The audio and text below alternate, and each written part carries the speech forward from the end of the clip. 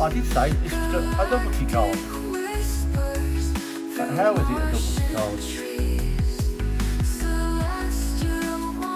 card? Greetings everyone. This is another postcard from my collection.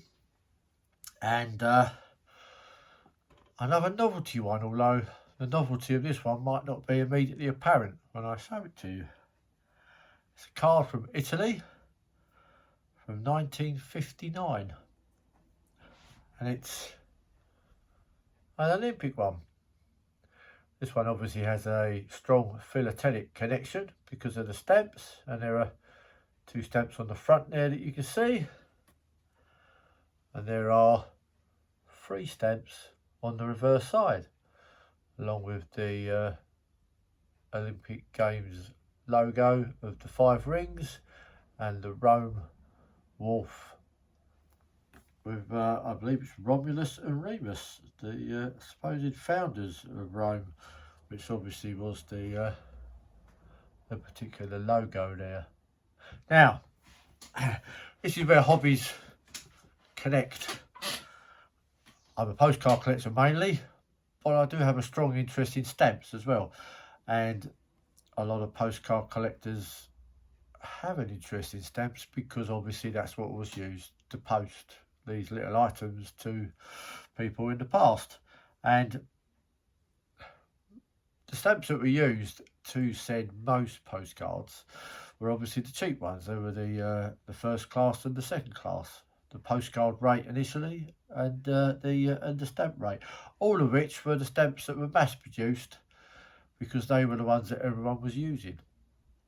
So therefore, mostly, if a stamp is on a postcard that has gone through the post and it's a simple used postcard, a stamp is not going to be worth a great deal of money.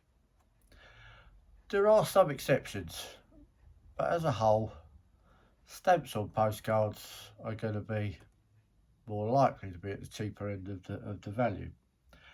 Doesn't make them any less collectible. It just means that collecting for value becomes much harder. But I did say that this was a novelty card. But how is it a novelty card? Well, this one opens up, and inside, on the postcard side that way, it's blank. But on the other folder style, there is a listing inside. Now, I'm not quite sure what that listing is for, but it's a listing of locations in Italy, Napoli, Syracuse, Taranto. So, and a list of numbers down the side there. Here it says Olympiad. So I'm wondering if this is where a number of early Olympics were held, or where stadiums are, because I think stadio there might be stadiums. So I need to do some more work on this one, and that's another part of the joy. But stamps, if you're a postcard collector and you're interested in both sides of your cards, then obviously, if like me you're very eclectic, you're going to get cards from all around the world which are going to be used with stamps from all around the world. So if you want to know more about them, then you might need a catalogue or two. The standard catalogue for all the stamps of the world is titled as just that, Stamps of the World, and it's Stanley Gibbons. It's an immense book, but this is just one of 6. I think you now might even be up to 7, because this one here is from 2014, which is the one that I have. For newer stamps, then I will go to other sources, but for all old stamps pre-2014, this is the book that I use. But it is a simplified, and it actually says there, Simplified Catalogue, 2014 edition. 5 stamps, so I know they're from Italy. The cancellation for these says the 23rd of the 6th 1959. So that's a good starting date to have a look at what stamps have to have been issued before that date or on that date for them to appear on this card. So you can go into the catalogue and go to 1959 and work your way back to find out if they're an older card or if they were from that year. And as it happens, these were issued in 1959. And these are Olympic Games Propaganda, Roman Monuments and Ruins, set of 5. So 5 stamps. So I've got the full set. They're not worth very much. Probably you could pick this set up for less than £1 or maybe £1.50. It's a relatively cheap set of stamps. Stanley Gibbons number all of their stamps, and these are SG 996 to SG 1000 for Italy. And this tells you the colours, and this tells you what is depicted on each of the 5 stamps. Now, that's great. I know the stamps are 1959. I know I've got a full set, and that's great, but what date were they issued? The simplified catalogue only gives you the barest minimums of the year, the title of the set, and what's the colours and what's depicted on the stamps. It doesn't give you the date that the stamps were issued. So it's not a lot of good if you want to know if something's first day used. So to find out what's on your stamp, bits and pieces, the simplified catalogue is very good for simplified searches. If you want a more detailed one, I also have and there's 2 because there's again a lot of information. This is the 1989-1990 Michael catalogue for Europe, and this is for the western half of Europe, and you've got A to L, M to Z. These are now issued in colour, and they're also much bigger and very, very expensive.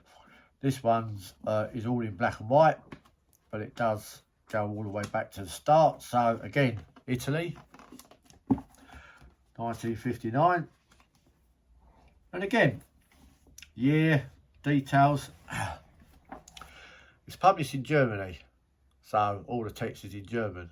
So it's not a lot good if, like me, you don't speak German, but the date system is the same. So I can look at this, and this is what I use this catalogue for. I bought it very cheaply, second hand. So, and it says here, 23rd of June. So this cancellation, 23rd of June 59. This is the first day of issue, cancel on all these stamps. So these stamps are used first day on this card, and I only know this because I'm reading it in here. So this one gives me much more information, preciseness of the date that the stamps were actually released, whilst this one just tells me I can find out what year and then details in English about what's on them. So I use them both in conjunction because it gives me a lot more information. Stamp catalogues aren't essential to being a postcard collector. They're of use to someone like me who wants to know more about what I have. So, postcard collector, interested in the postcard aspect of this. Stamp collector would be interested in the stamps that are on it, although, as I say, it's a cheap set of stamps, but they're nicely used, and it does have a nice cancellation. And novelty collectors would be interested in the fact that this postcard opens up and has more information on the inside. So this one crosses a number of different collecting themes. Novelty for the postcard, sport obviously for the fact that it's Olympics, and philatelic because it has the stamps and the cancels. And obviously if you are a stamp collector and you collect either sports or Olympics, the card would have a small amount of value to you for that as well. The main value on this card would be in its novelty, in its unusualness, in the fact that it opens up. So I found that in a cheap box. I was pleased with that one, and that will go in my personal philatelic postcard collection. But it could easily go into a sport one as well. There we go. It's another card in the collection. I'll see you next time.